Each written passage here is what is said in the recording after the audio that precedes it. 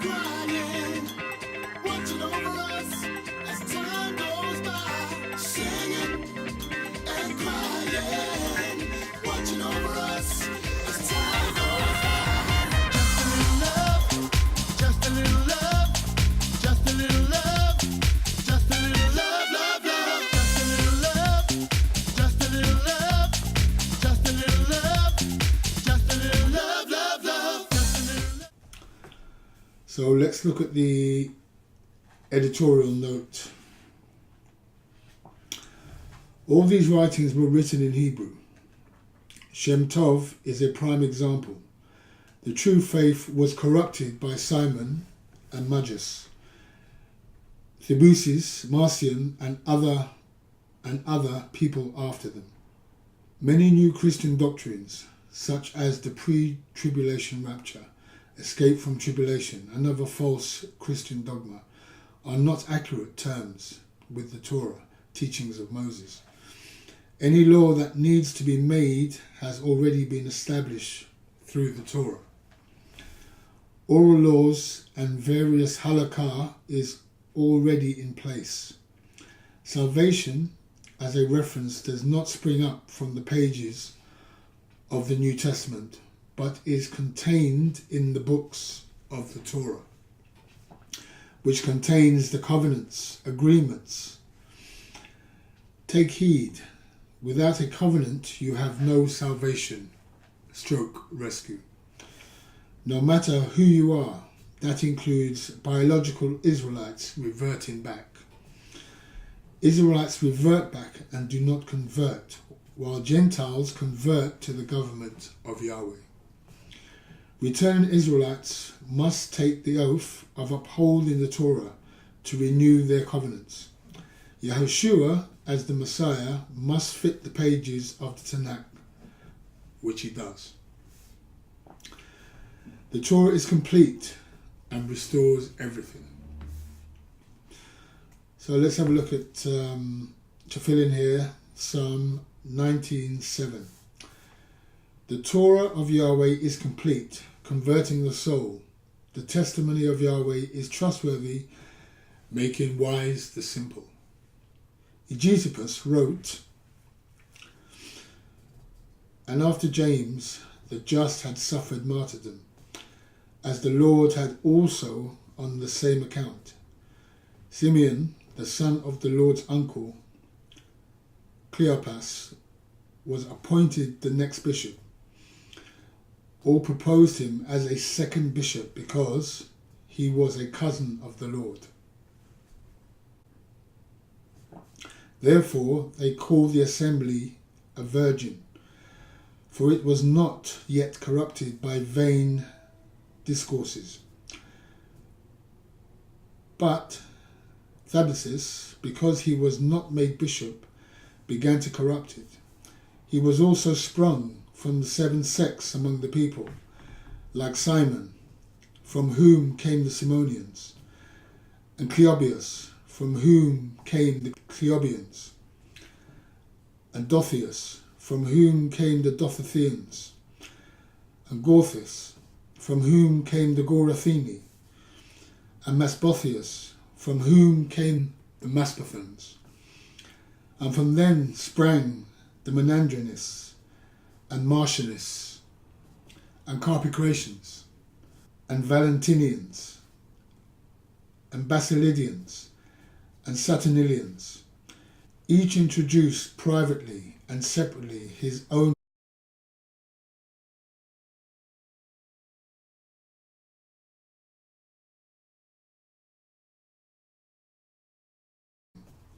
From them came the false Christs, false prophets, false emissaries, who divided the unity of the church by corrupt doctrines uttered against God and against the church.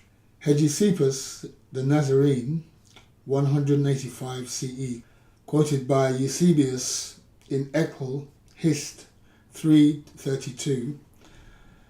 Up to that period,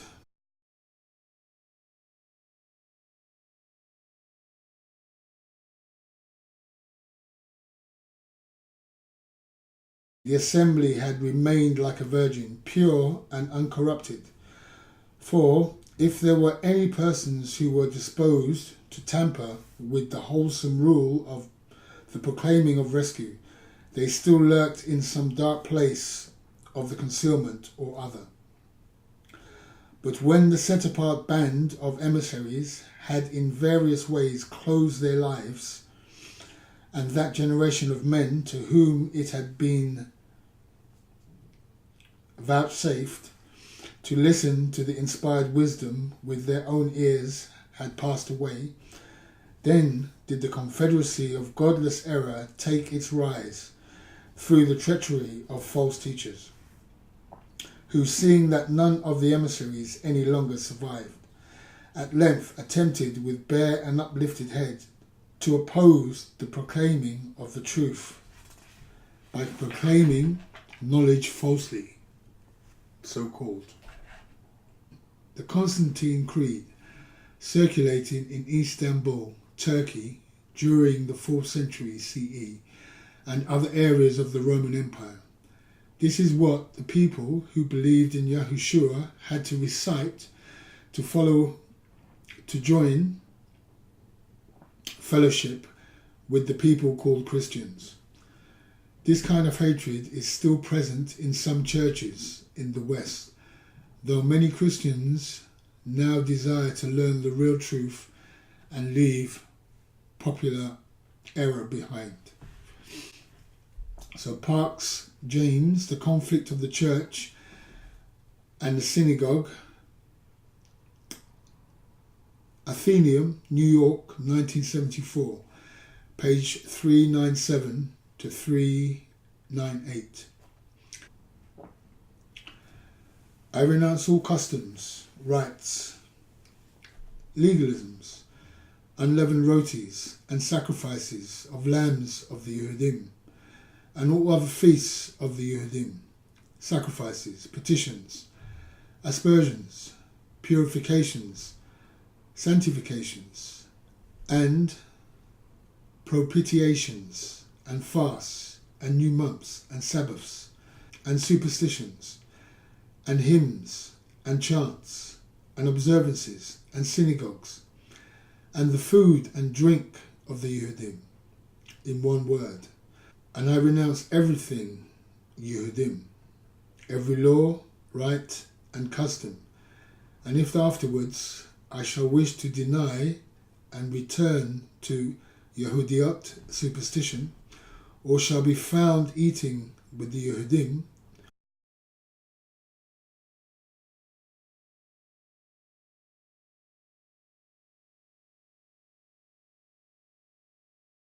or secretly conversing and condemning the Christian religion instead of openly confuting them and condemning their vain faith, then let the trembling of Gehazi cleave to me, as well as the legal punishments to which I acknowledge myself liable. And may I be anathema in the world to come, and my soul be set down with Satan and the devils. Underline the bold mine.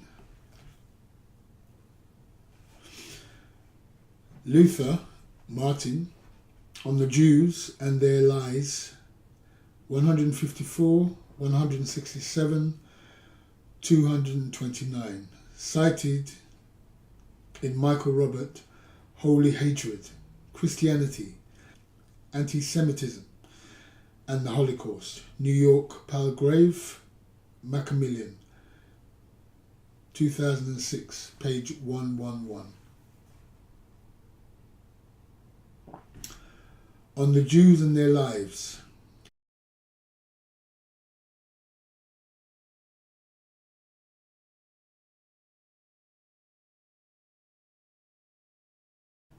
In the treatise, Luther writes that the Jews are a base whoring people, that is, no people of God, and their boasts of lineage, circumcision, and law must be accounted as filth.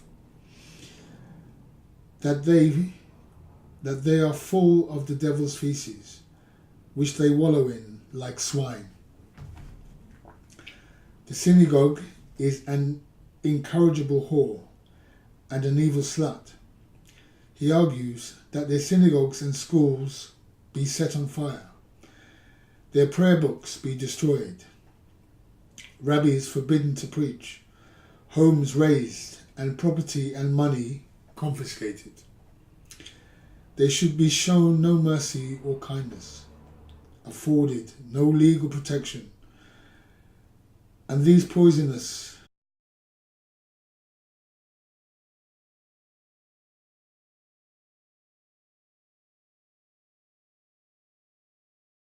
should be drafted into forced labour or expelled for all time. He also seems to advocate their murder, writing, "We are at fault."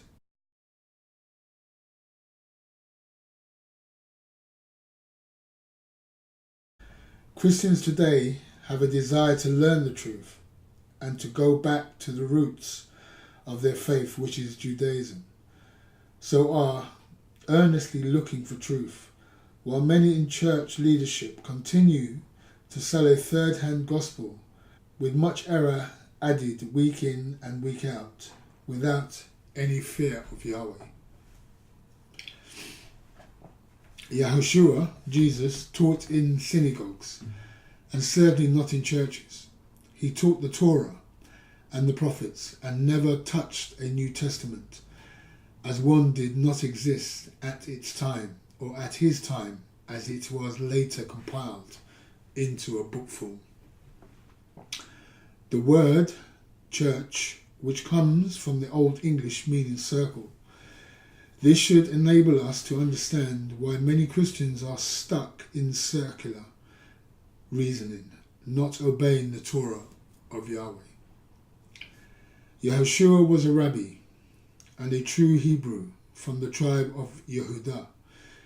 He has to be understood in light of the context of a fulfiller of the New Covenant. Most synagogues started in the first century during Yahushua's time, and each town could establish a synagogue if they had at least 10 worshippers. See the Mishnah, M. Megillah 3-4, M. Barakot 2. All the disciples of Yahushua had no problem in meeting with their brother Judah and Benjamin, who were conducting worship in the synagogues. Rabbi Yahushua did not invent Christianity, but Rome did.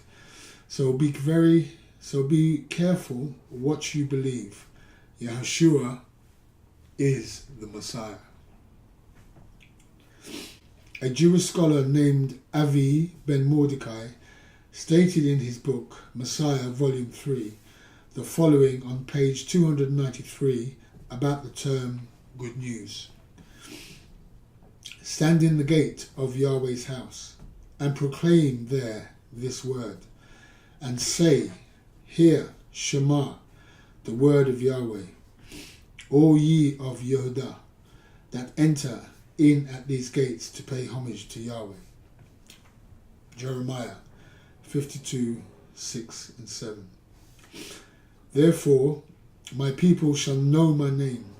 Therefore in that day I am the one who is speaking. Here I am.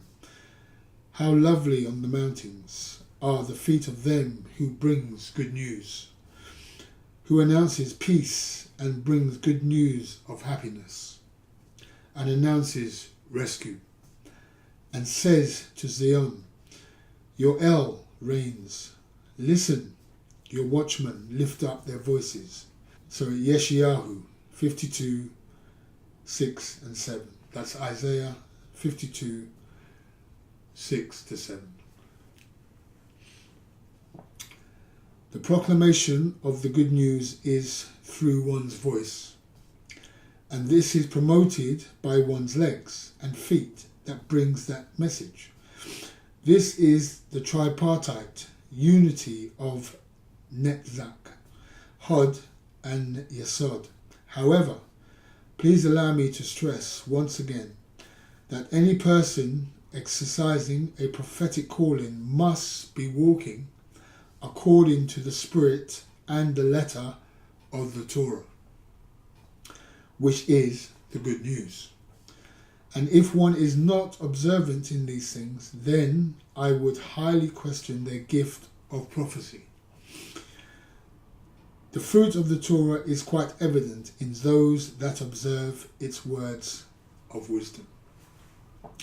Therefore, our conclusion thus follows, that anyone who rejects Torah and the unification of the 10 tribes of Israel needs to go back and petition for wisdom and counsel from above.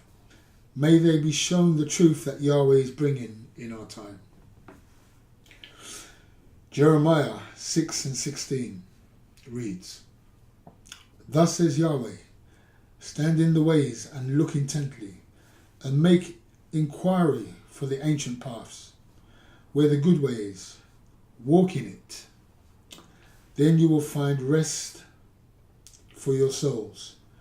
But they said, we will not walk in it.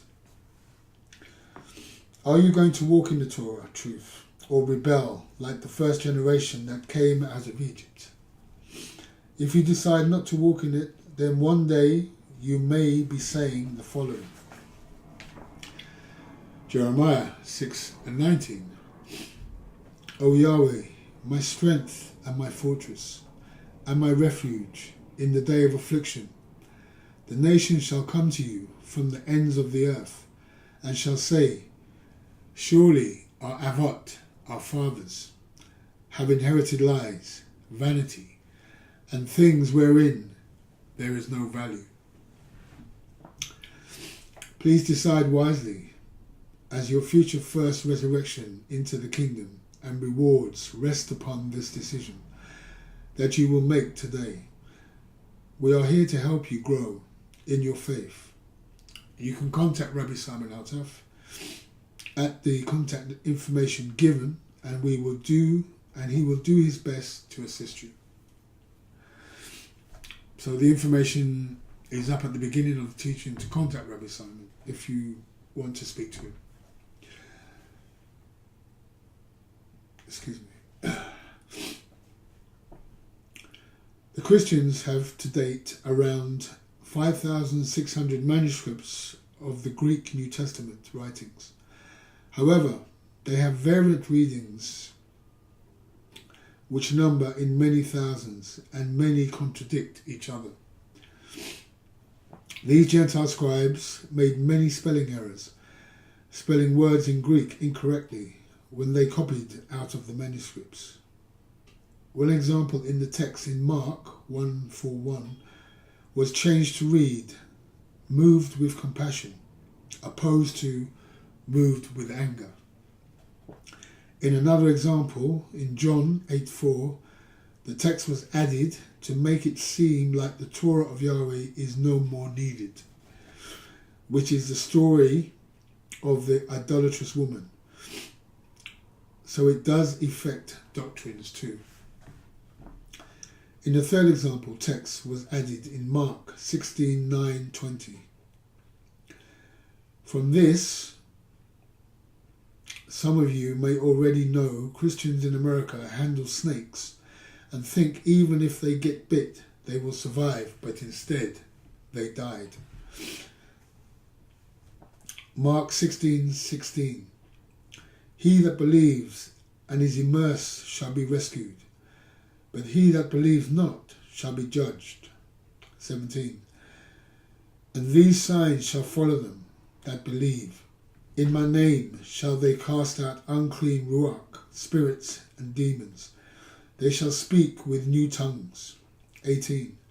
They shall take up serpents, and if they drink any deadly thing, it shall not hurt them. They shall lay hands on the sick, and they shall recover. So Deuteronomy 30:20, the King James Version, that thou mayest love the Lord thy God, and that thou mayest obey his voice, and that thou mayest cleave unto him. Does it not tell us to cleave to Yahweh? However, many still want to cleave to Paul and his letters, raising them up above the Torah. So why then are many Christians cleaving to Paul and looking to him for their salvation? Answer in your own time if you are a Christian, because you do a disservice to yourself if you do the above. Paul must be understood in the correct context, pointing back to the Sefer HaTorah, the scroll of Torah. Even the Muslim Quran contains Docetism in Surah 4, 158, 159. And for their saying, we did slay the Messiah, Isa, son of Mary, the messenger of Allah, wherefore they slew him not, nor did they bring about his death upon the cross, but he was made to appear to them like one crucified. And those who differ therein are certainly in a state of doubt about it. They have no certain knowledge thereof, but pursue only a conjecture, and they did not arrive at a certainty concerning it. On the contrary, Allah exalted him to himself, and Allah is mighty. The Ahmadiyya sect believe that Mirza Ghulam Ahmed, 1835 to 1908, was in the likeness of Jesus. He claimed to be the promised Messiah. Now on the Christian front, Marcion kind of theologies are still prevalent in churches today who reject the Torah. Marcion lives on while Yahweh is shunned. They don't know who Yahweh is, but little do these people know that they teach Marcion heresies. My suggestion is to cleave to Yahweh. Don't let go of him and his Torah, just as he said in Deuteronomy 30:20, or you will die without salvation. Jeremiah 16:19. O Yahweh, my strength and my fortress and my refuge in the day of affliction, the nations shall come to you from the ends of the earth, and shall say, surely our Avot, our fathers, have inherited lies, vanity, and things wherein there is no value. Jeremiah 6:16. Thus says Yahweh, stand in the ways and look intently, and make inquiry for the ancient paths, where the good ways, and walk in it. Then you will find rest for your souls. But they said, we will not walk in it. The only relied and tested path is the path of the Torah, that still passes any critical analysis today by any scholar looking into the text. The testimony of Abraham in the Torah lives on and will always be true. If you examine the text of the Tanakh and then look at the Dead Sea Scrolls, the doctrines and the teachings of Yahweh line up 100%. The manuscripts that we have found from the Leningrad Codex, which is the complete manuscript of the Tanakh, lines up nicely in every doctrine and teaching in the Dead Sea Scrolls. What does this tell you? That the copies we have of the Tanakh is 100% reliable, and you can put your life on it. So once again, to reiterate a point, cleave to Yahweh, who was in the person of Yahushua. Go back to the teachings of Moses, and to love Yahweh with all your heart, and there you will find rest for your souls. Those of you who don't know Yahweh, get to know him. It is he who revealed himself to the prophets of old and spoke to them one to one, finally culminating in the Son, Yahushua, ratifying the new covenant. This was written by Rabbi Simon Altaf. So there you have it. Hatred against the Jews and their people in the 2,000 years of Christian history. I thank you for watching. This is Rabbi Jeremy Beaton saying thank you for watching. May you find rest and comfort for your souls. Shalom, shalom.